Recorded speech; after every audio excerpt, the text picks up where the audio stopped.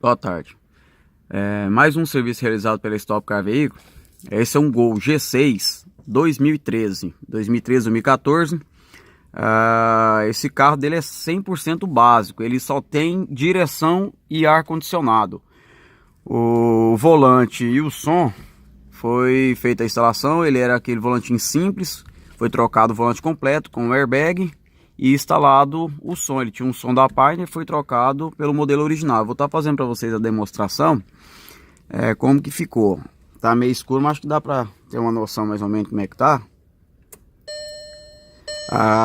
O farolete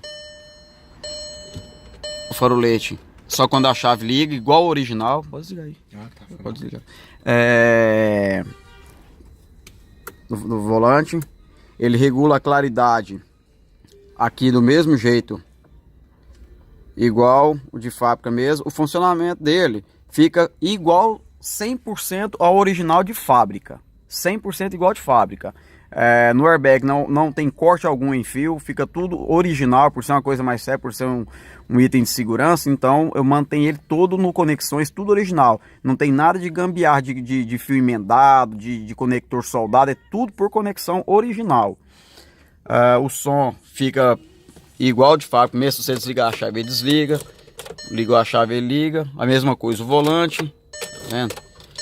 E pela a chave daqui também, ó, pela chave do farolete mesmo. Volume, tudo igual o que sai de fábrica. Aqui é a troca de música.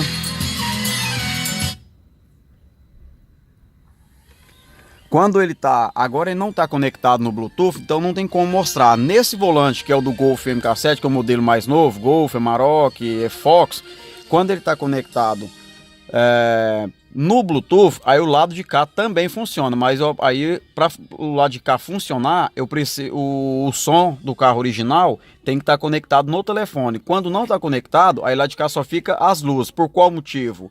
Porque o carro dele não tem computador de bordo. Se o carro dele tivesse computador de bordo, aí funcionaria tudo de cá também.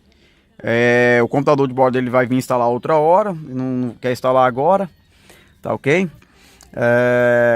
Isso pode ser feito em qualquer carro, desde o Gol G3, de bola, ao Jetta, Amarok, Golf, qualquer carro da linha Volkswagen.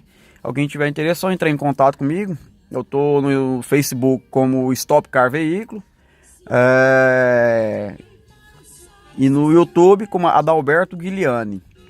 Eu sou de Goiânia. Alguém que tiver interesse, é só entrar em contato pelo WhatsApp, que é 62 98579 4766. Tá ok? Obrigado.